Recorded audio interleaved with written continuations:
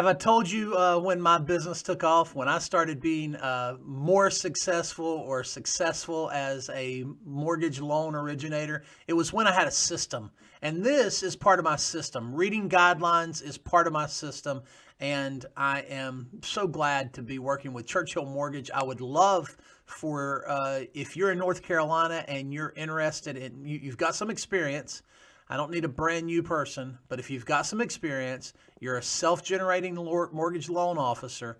You maybe you've been making it, you've been successful. You're doing a half a million a month, and you've been working on it. Maybe you're getting close to $1 million a month, but you just can't get over the hump. You need some help getting over the hump. A system is what made the difference for me, helped me get over the hump. I'd love to talk to you about my system. I would love for you to join the Churchill Mortgage team. And we're reading guidelines, though, so let's get back to reading guidelines. Today we're talking about general income information. General income information, and just reading guidelines every day has been helpful to my business, and I hope you're enjoying. Maybe enjoying's not the right word, but I hope you're learning something as we read guidelines together. Stable and predictable income. Fannie Mae's underwriting guidelines emphasize the continuity. Let's say continuity. Fannie Mae's underwriting guidelines emphasize the continuity of a borrower's stable income. The stable and reliable flow of income is a key consideration in mortgage loan underwriting. Individuals who change jobs frequently, but who are nevertheless able to earn consistent and predictable income, are also considered to have a reliable flow of income for qualifying purposes.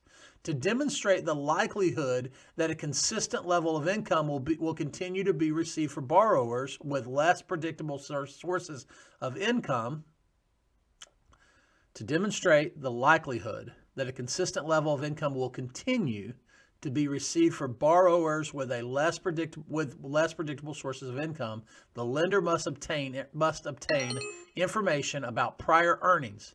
Examples of less predictable income sources include commissions, bonuses, substantial amounts of overtime pay, or employment that is subject to time limits, such as contract employees or tradesmen.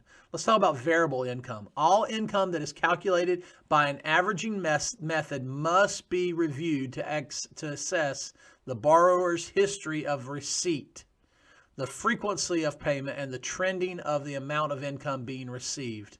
Examples of income of this type include income from hourly workers with fluctuating hours, or income that includes commissions, bonuses, or overtime.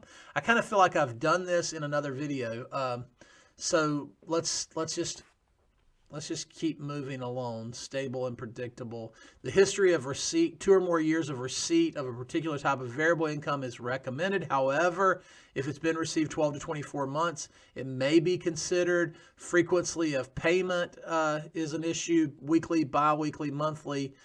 Income, if a borrower is paid overtime on a bi-weekly basis, the most recent pay stub must be analyzed to determine both the current overtime workings and, year to date. We've talked about that. We've talked about income trending. I think we did this in a frequently asked question, and it was just maybe less detailed than this. Income trending. After the monthly year-to-date income is calculated, it must be compared to the prior year's earnings using the borrower's W-2 or a federal tax return or a VOE. If the trend is stable or increasing, the income amount should be averaged. If it's declining, we've talked about that. If the trend is declining, the income may not be stable. All right, so I know this is repetitive, but that's the way we learn. That's the way we memorize information, is we repeat until we know it. Again, I'm Josh McDowell, Churchill Mortgage. TalkToJosh.net. Love to talk to you.